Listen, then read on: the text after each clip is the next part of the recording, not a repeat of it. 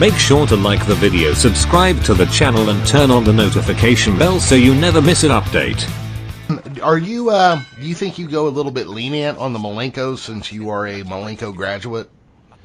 Well, let's go to number 6. Number 6 took place in Japan. I saw this on an old VHS, and then I recently seen it on YouTube. And when I say recently, I probably watch it about once a year. And it's Joe Malenko versus Dean Malenko in All Japan. So, do I go lenient? I don't think so, because I think way back in '93, I've heard other people say, man, Dean Malenko is one of the most underrated wrestlers in the world. And I think that, you know, his height, his size held him back some. But Joe was all Asian junior world heavyweight champion at one time. You know, they put the All Asian tag team titles on him at one time. I mean, so I think their credentials speak for themselves. I don't know if I'm lenient. I'm definitely biased, you know, towards those guys.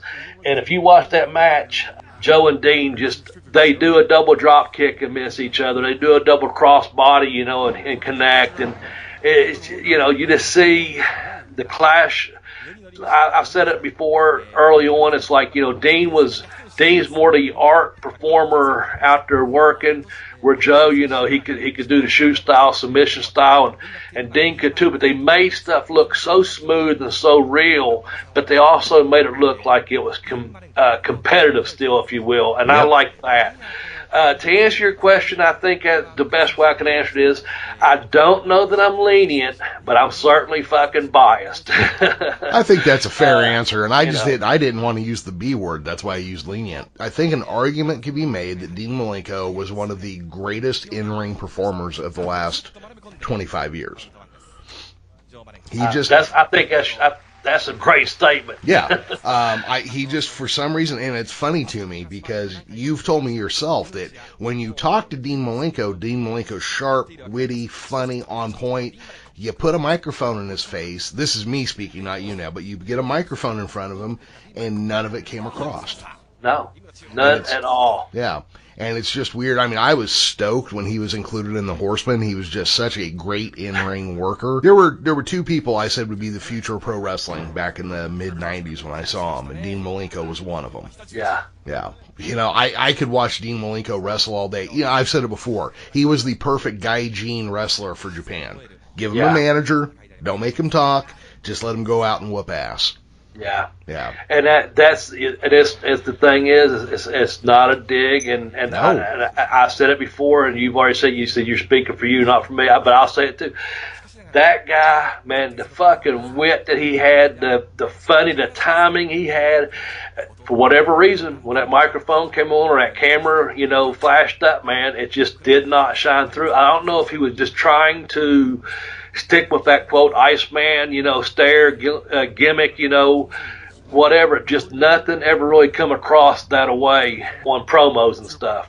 But as far as in-ring performance, man, that guy, I watched him over before that match took place. I watched him in, you know, Australia just night after night going, I've heard all these great stories about these, you know, other guys.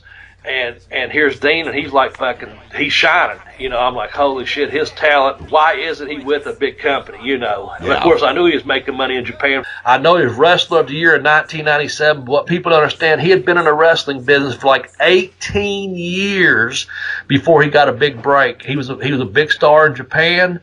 You know, he started my training after about 4 or 5 months into my training. Dean kind of took over.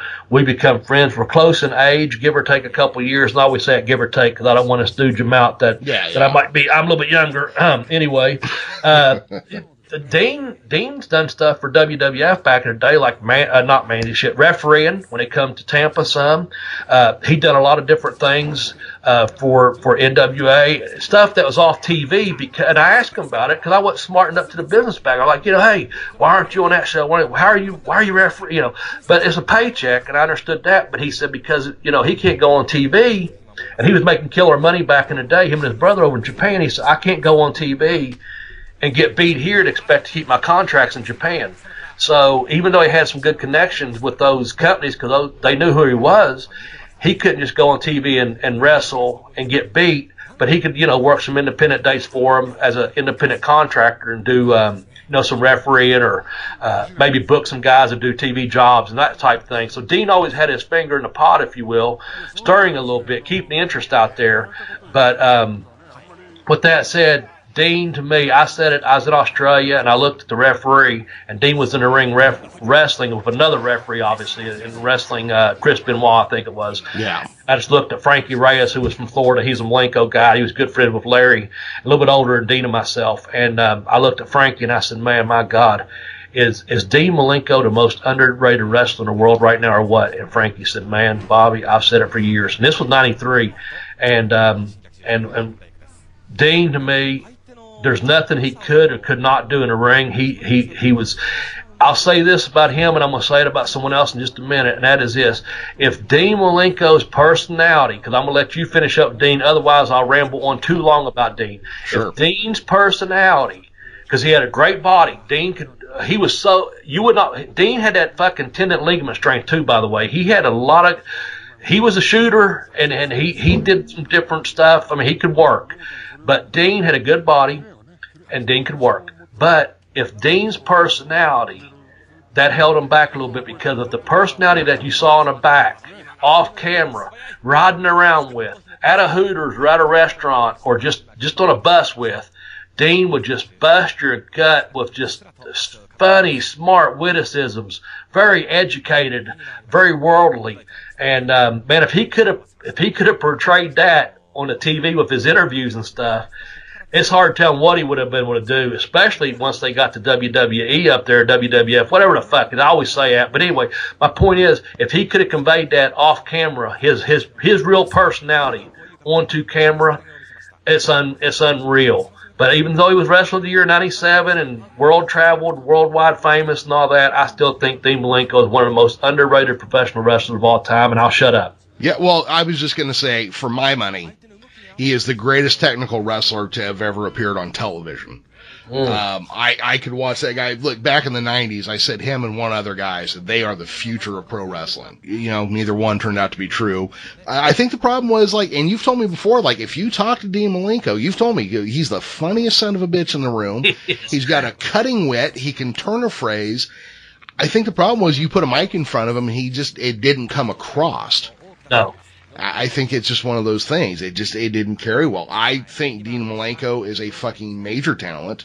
I think he is one of the most overlooked person easily. Like we said before, he could be my number one on this list easily. Yeah. And when they got him to the WWE, they just didn't know what the fuck to do. That's going to lead me down a question here. I got to know your opinion on this. Better technical wrestler, Jody Malenko or Dean Malenko?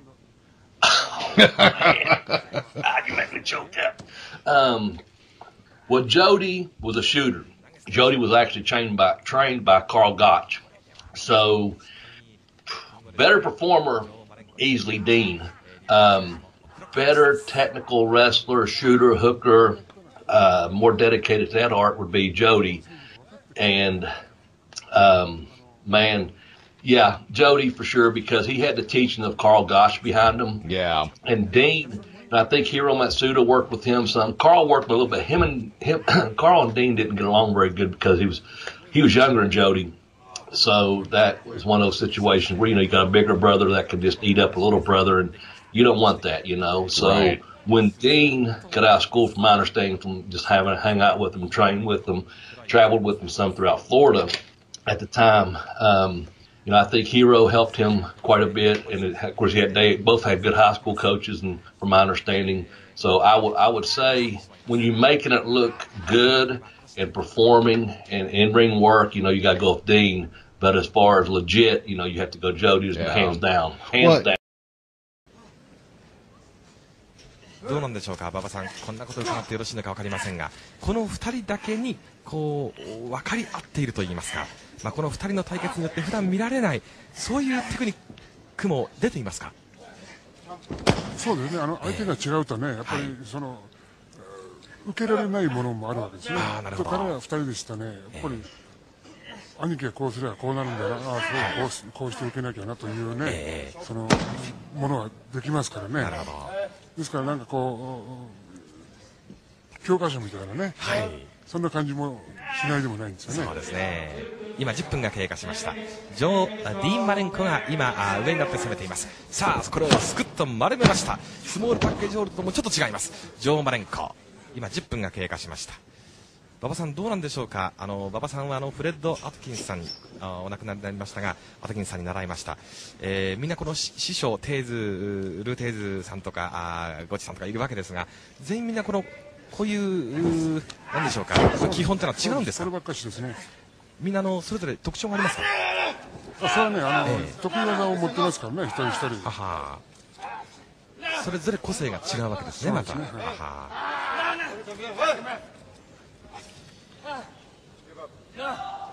今度は左の逆エビ固めのような形です。いや、右足です。失礼しました。ジョー・マレンコの右足を攻めています。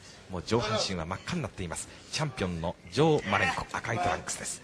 今度は足をひねりに行きました。両者ともにこのシーズンオフには全日本プロレスの若手菊池小橋をハワイに置きまして、このレスリングのグラウンドテクニックを教えました。指南役となったわけでありますが、体調もベストであります。赤銅色に焼けました両選手、ハワイ特訓の成果です。今度はフロントのヘッドロックです。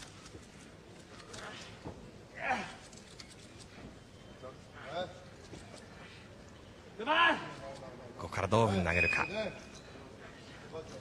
ご覧のように入っています。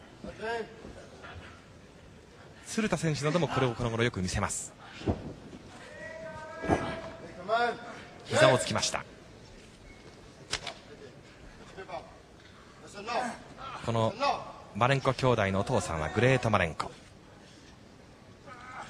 馬場さんはグレート・マレンコ選手と戦ったところがあるようですけれども、どんなお父さん、どんなレスラーですか、タイプとしては。そうですね、はい、この兄弟を想像したらね、全く反対の正反対なんですか。正反対でしたね。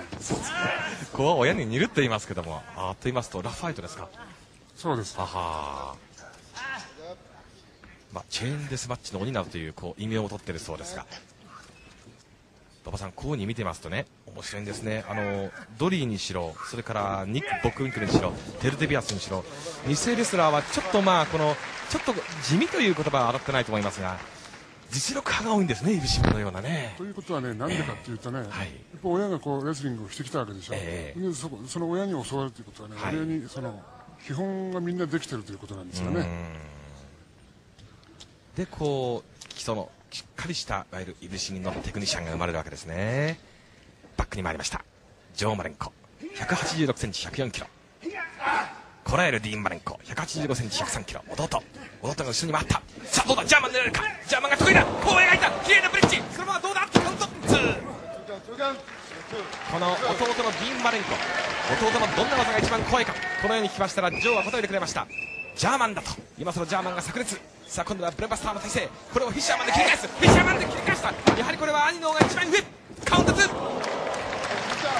カウント2であります。そして今度は2位を当てていく。ここから動きが速くなるか。